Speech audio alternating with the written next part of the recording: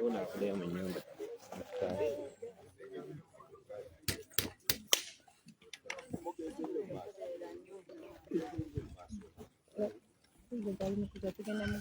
Let me first finish. Let me finish. The sharing live.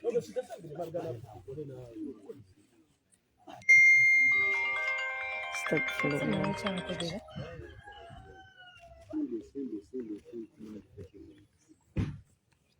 You take a call share.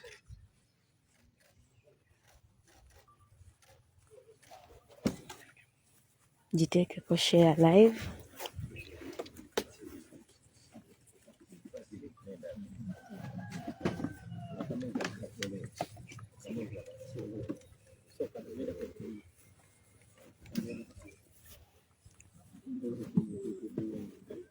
Unoonya okunjogezaako mulete endala eno mugijjeeko no wabadde wayita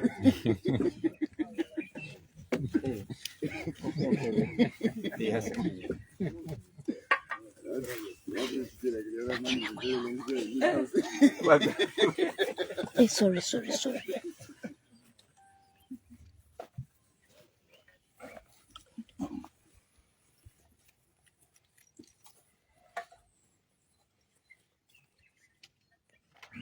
Okay. Ladies and gentlemen, thank you very much for being with us this morning. We are glad to inform you that today we are proceeding to Kayunga district to campaign as per the arrangement and program with the Electoral Commission and the people of Uganda. But before we proceed, we saw it very important to speak to the nation about a few issues.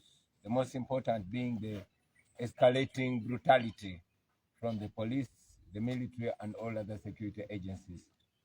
We've noticed that there has been a lot of brutality lately, and this follows the arrest of our supporters, our campaign team, and numerous innocent citizens.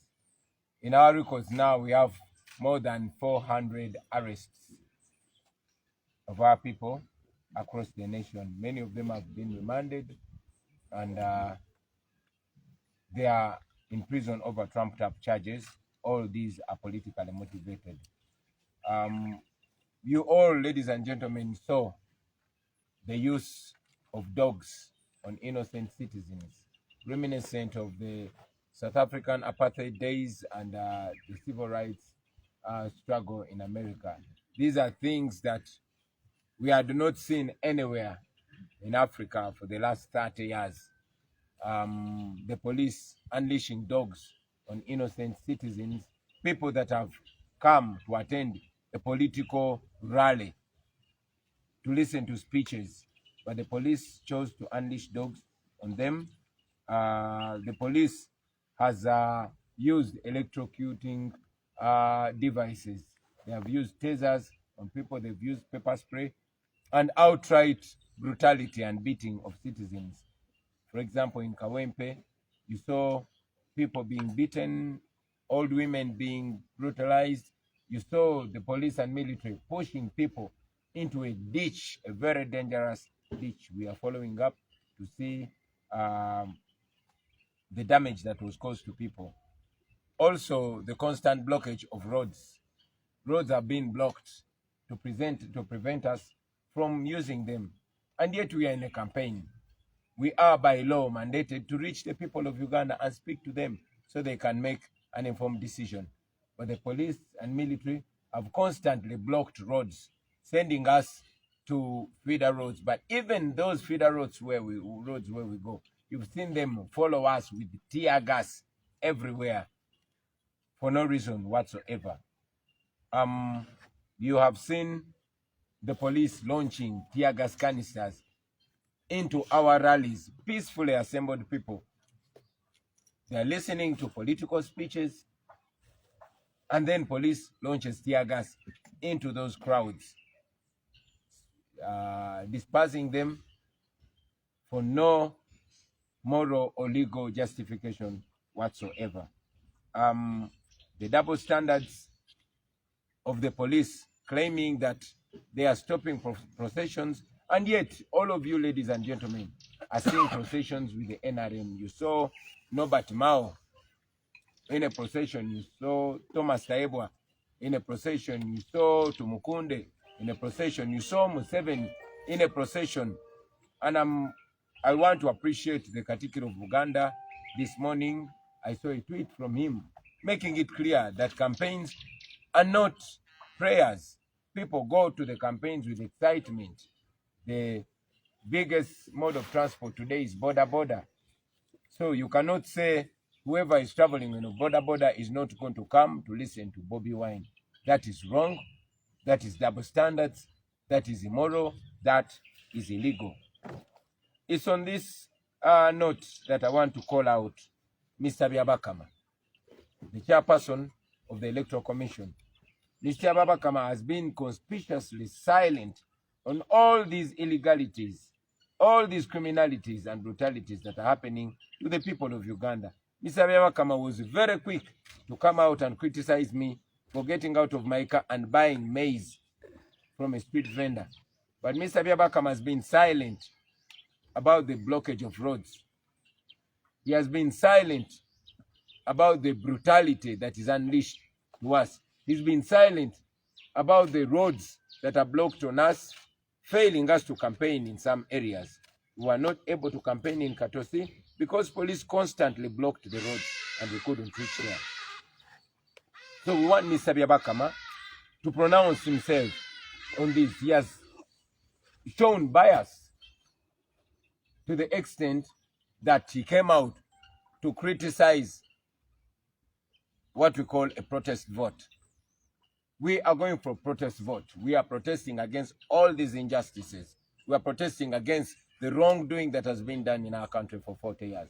But Mr. Byabakama more or less descended into the arena himself. He's supposed to be the arbiter. He's supposed to be the referee.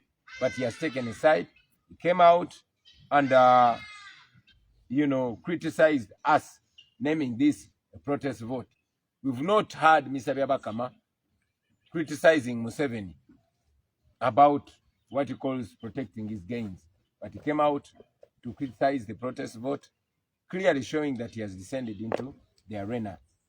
Yesterday, the world was shocked to see Mr. Byabakama, a legal expert, saying that people should not get involved in the guarding of their election. Now, you saw Museveni coming out saying that we stole his votes, working with the Electoral Commission. Many other political leaders are complaining about vote rigging and stealing of the election. That is our major complaint. And according to us, Mr. Byabakama is the #1 suspect in vote rigging. So, how can a suspected thief tell you that everything is okay? You don't have to lock your house. We as NUP, we encourage something called active citizen participation, ACP. Active citizen participation in this election, because this election is about Ugandans. We've sensitized Ugandans to go around campaigning morally, reaching out to everybody so that people of Uganda can make an informed decision. Secondly, we've encouraged them to turn out and vote. Thirdly, we have encouraged them to stay there and guard the election. Now, all these are within the law. All these are within the law, because according to Section 31, subsection 4 of the Presidential Elections Act, the citizens of Uganda have a right to stand 20 meters from the voting table and observe the election. What we are encouraging, Mr. Byabakama, is within the law. That is what the Presidential Elections Act says. The people of Uganda don't trust you, Mr. Byabakama. We don't trust you. That is why we want to make it clear. And we even encourage the NRM and all these other complainants. Let them get involved in guarding the election within the law, non-violently. but assertively. After voting, do what the law says. Stand 20 meters away from the election table, but observe the election. Make sure nobody stuffs ballots into that box. Make sure everything is transparent. What is wrong with that, Mr. Byabakama? Why don't you want people to observe the election? Why do you want people to go back home and sleep so that you bring your cooked results and read them to the people? Isn't it even disturbing to see that the chairperson of the Electoral Commission is repeating what Naruiso is saying? He's repeating what Damulira is saying, meaning that they write the script for Mr. Byabakama and he speaks it out. We want to say this, that if Mr. Byabakama has failed to conduct this election non-partisanly and legally, then Mr. Byabakama should resign. Mr. Byabakama, you should resign from the position of chairperson of the Electoral Commission if you have failed to conduct an election that is transparent, free, and fair. Finally, we also want to mention this. We know that General Museveni is planning to rig the election, but we have reliable information that in his plan to rig the election, they're trying to provoke the people of Uganda into an unrest so that they can carry out a massacre akin to what they did in 2020 on the 18th and 19th of November. So we want to bring this to the attention of the international community.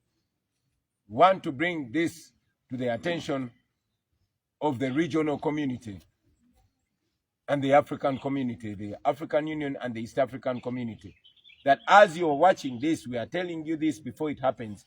General Museveni is planning a massacre on the people of Uganda. They call it a preemptive massacre so that he can cow the people down in order to rig the election, having intimidated them. We thought it's very, very important to put this to light. We also are aware that Museveni is planning to put a curfew prior to the election so that he can tie the people of Uganda down in order to rig the election. We thought it's important to inform the nation.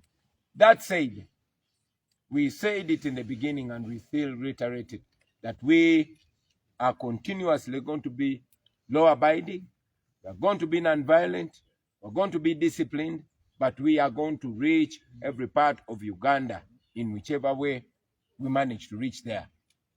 The regime will continue exposing itself. Our weapon is the camera. We thank you. Mu Luganda,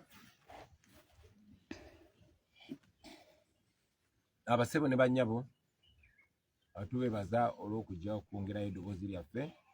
Olunaku lwa leero tugenda ku campaigningira mu disitulikiti y'e Kayunga. Naye nga tetunaba kusimbula, tulowooza nti kikulu nnyo okwogera ku nsonga zino. Ensonga esooka bwe bulumbaganyi, ettemu n'okutulugunyizibwa okwatandise era okugenda maaso nga kutuusibwa ku bannayuganda abatalina musango. Bwe twogerera kati bannaffe abasukka mu 400 bakwate bali mu makomera awatali musango. Bagenze bakwata abantu bonna abatuwagira, bannaffe abali ku ttiimu yaffe n'ebitundu ebyenjawulo, abannansi abatalina musango, naye kubanga ayambadde ebimyufu oba ayambadde t-shirt eriko ekifaananyi kya candidate wa NUP, bagenze babakwata ne babasiba mu makomera. Nga bwe ŋŋambye nti bwe twogerera basukka mu 400 abali mu makomera. Mwalabye poliisi ya Uganda bwesindirira embwa ngeziweerera abantu abatalina musango ne zibaluma. Kyansonyi nnyo nti ne mwami Byabakama yavuddeyo naye teyavumiridde ekikolwa ekyo eky'obuswavu. Ekyo nno twakoma kiraba mu biseera by'Abamandera nga balwanira eddembe lyabwe, era poliisi y'Abakabulu ebasindirira embwa ne zibaluma. Twakirabako ne mu biseera nga baddugavu balwanira eddembe lyabwe mu myaka egy'enkaaga nga kyakatandika. Kizzemu kulabika wano mu Uganda nga poliisi esindikira embwa zirume abantu abatalina musango abazze okuwuliriza ebigambo by'abo abeesimbyewo basobola okusalawo nga bamanyi kye basalawo. Bwe tuba mu kampeyini zaffe poliisi ejja n'obuuma obukubisa amasanyalaze ne bukubisa abantu abatalina musango. Mubalabye nga bakuba abakadde, mubalabye nga bakuba abaana bato, mubalabye nga baggala amakubo gye tulina okuyita ne tutayitayo. Bagadde amakubo amanene ne batusindika mu bukubo obw'ettaka ate nayo ne batulumbayo ne bagenda nga batukuba omukka ogubalagala nga tewali musango. Ebyo byonna nno bibigenda mu maaso nga biri ku kamera. Tebakomyawo ne mu lwale zennyini abantu gye baba bakuŋŋaanye nga bali mu ddembe nga tuli mu kwogera nabo era namo bakasukamu omukka ogubalagala basobole okusaasaanya abantu. Abapoliisi kyewunyisa tibatambula n'abakamera nga babloga bwe bamala okuba abantu baveewo baagala bafiriminga ekifo nga kikalu bakiteeke ku social media nga balinga abagezaako okulaga nti tetulina bantu. Of course bazze beekwasa nti tebaagala muggundu, tebaagala tutambule n'abantu bangi, naye ekyo kyakwewusa kubanga muzze mulaba Nobert Mao, mulabye Taibwa Speaker wa Parliament, mulabye Tumukunde ne Museveni yennyini nga batambula n'olwebeya lw'abantu nga tewali abakwatako. So poliisi begamba nti fe aba NUP tetulina kujja n'abawagizi baffe oba abawagizi baffe tebalina kutuwagira ne batugoberera oba ne batuwerekerako. Ekyo kyabwewusa tukiwakanya kubanga bye batugamba tebiri mu mateeka. Ate tosobola tugamba tukole kino nga gwe tuvuganya naye ye akola kirala. Tosobola tugamba tetulina kusinkana abawagizi baffe oba kusanyuka nabo naye nga tebyo bye tuvuganya nabo basinkana abawagizi baabwe era ne batambula nabo.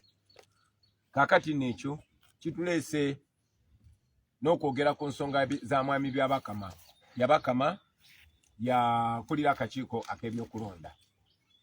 Naye akakiiko ak'ebyokulonda keefudde neesirikidde ng'embeera eno yonna yonna egenda maaso. Mwami by'Abakama yali mwangu nnyo okuvaayo n'avumirira ekikolwa kyange okugenda okugula kasooli ku mukyala yali atonda kasooli mu kkubo mu bitundu gye nali ngenza okampeyinga. Ne mwami by'Abakama tanavaayo kwogera ku ttemu ligenda maaso, tanavaayo kwogera ku basirikale abatomera abantu, tanavaayo kwogera ku makubo ge batuzibira ne batulemesa ogenda okola kampeyini. Tetwatuuse katosi ku kampeyininga kubanga amakubo baagagala, twatuuka mukono kampeyininga kubanga amakubo baagagala. Poliisi egala ekkubo ng'obuzaayo eddakiika 5 okutuuka w'olaga n'egamba genda oyite mu kkubo eddala erigenda okutwala essaawa 2. N'otuuka obudde bugenze ate ne baggalawo ne bakuba n'omukka ogubalagala mu lwale ne bagamba obudde buweddeyo. So eyo enkola mwami by'Abakama tanaba gyogerako. Wabula mwami by'Abakama mwamuwulira mwenna bwe yavaayo n'avumirira kye tuyita protest vote oba enkola gye tugenda ogenda nayo mu kalulu nga tugenda okulonda nga tuwakanya ebyo ne bitunyigiriza ekitamenya mateeka. Mwami by'Abakama alina kubeera referee, naye ate kati naye alinga eyeefudde omuzannyo era ayingidde mu kisaawe. N'olunaku lw'eggulo mwamulabye ng'addiŋŋana ebya Naloyiso byabadde ayogera, ng'addiŋŋana ebya Damulira byabadde ayogera, ng'agaana bannansi okugenda okukuuma akalulu kaabwe. Mwami by'Abakama njagala omutegeeza nti omulamwa gwe twajja nagwo gwa ACP oba Active Citizen Participation. Abannansi ba Uganda balina eddembe okwenyigira mu kukuuma akalulu era etteeka erifuga okulonda president gye bayita Presidential Elections Act likitaanya lunye mu kanyomero mu section eya 3 mu subsection ey'okuna. Liragira nti abantu abamaze okulonda baddembe okuyimirira mita 2 okuva ku meeza erondebwako. N'olw'ensonga eyo tewali teeka bannayuganda lye baba bamenye okuuma akalulu kaabwe, tekiriyo.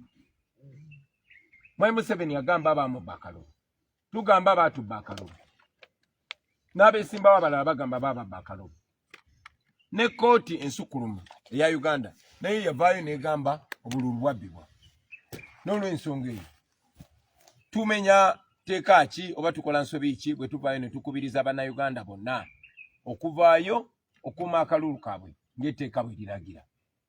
bandi badde basanyuka na busanyusi naye kubanga tukakasa nti be babyenyigiramu fenga aba NUP tulumiriza mwami byabakama tiyakulembera okubba obululu kati gwe mwami byabakama nga gwe suspect mukubba obululu ate osobola otya okujja n'ogamba omunyiza nti okubanga ntebereza omuntu obubbi ate omubbi yennyini najja n'aŋŋamba temuggalawo nnyumba zammwe temuzisibaawo muzireke buli kimu kijja kuba kirungi lwaki tukuwuliriza lwaki toyagala bannansi babitunuulire wabanga akalulu ka bwerufu ka mazima ka bwenkanya lwaki toyagala bannansi batunule tukakase ti akalulu ka mazima na bwenkanya awangula yabawangula so bannayuganda nyongera obakubiriza titemuwuliriza bintu byabakama temuwuliriza bintu bya Nalweyiso oba byaddamulira abo bonna bakolera babbi ba bululu abo babagamba muveewo be baagala okubba akalulu kamu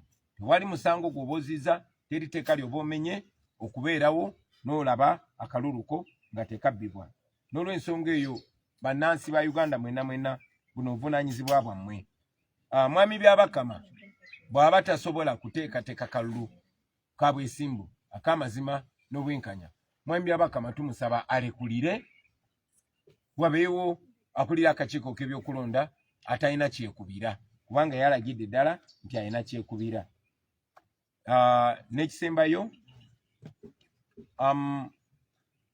bannayuganda twagala obategeeza titulina amawulire nti mwami Museveni mugezaako okwagala okubba akalulu kano ayagala kusoomooza bannayuganda bino byonna babikola baagala bannayuganda bave mu mbeera bafuneyo babatemulira baagala kola masaka oba okola ettemu ery'omugundu nga lye baakola naku y'omwezi nga 18 ne 19 mwezi gwa Novemba 2020 ekyo nno twagadde tukibulira abantu babeere nga bakimanyi ne banaffe ab'ensi ezitwetoolodde n'amawanga gonna agali mu nsi ekyo twakikomuniketinze era twongera okukibategeeza tumanyi n'okumanya nti mwami Museveni ateekateeka kusaawo kafyu tewali covid talina kyeyekwasa ne baagala kusaawo kafyu okulemesa abantu okutambula okulemesa abantu okwetaaya banonye we babbira omulungu ekyo tulowooza kino kibagamba ekisemberayo ddala maybe I should have said this in English.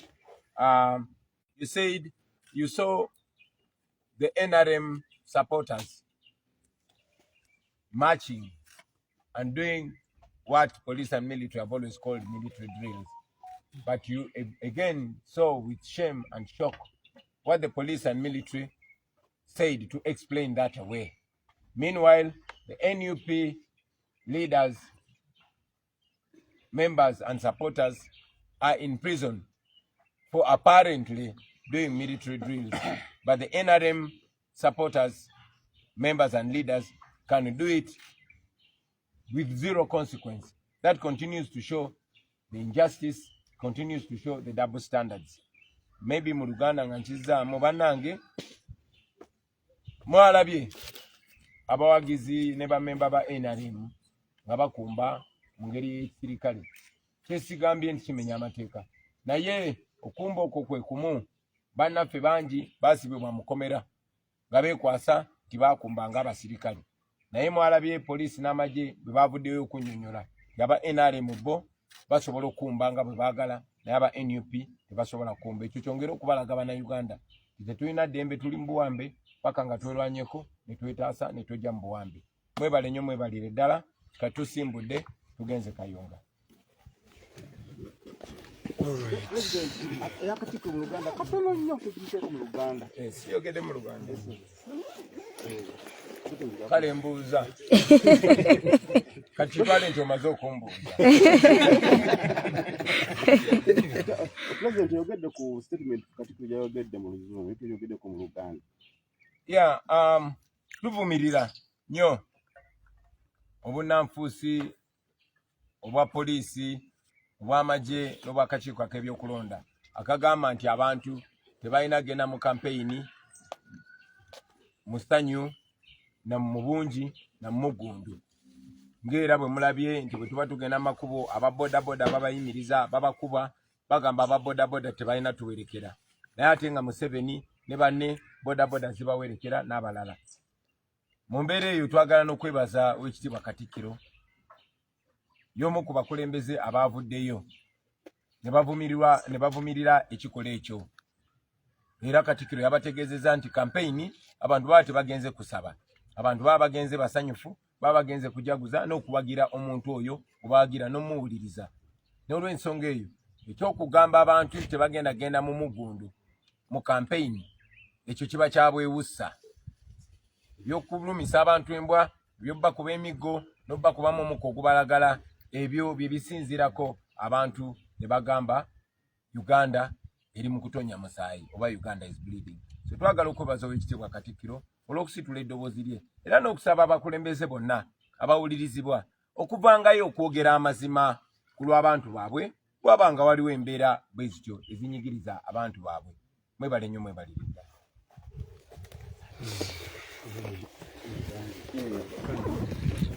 Okay, omulungi aliko Omukisa TV nkwebaza nnyo Natela okubanga kwoli. Oweekitiibwa neyanza Ssebbeeyi. Gyongeddemu etugenda kusiiwuuka. Eri yasiiwuuka. Tulina oteeka okulwana. Kansooke nzijjako live. Yo.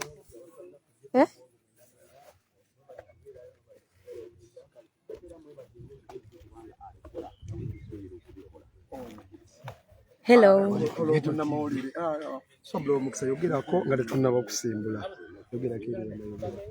Yeah, we've been.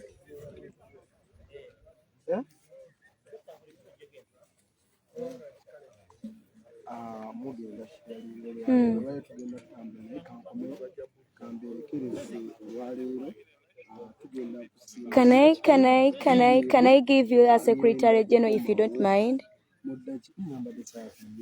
Can I give you a Secretary General if you don't mind? Bannange mushalinge.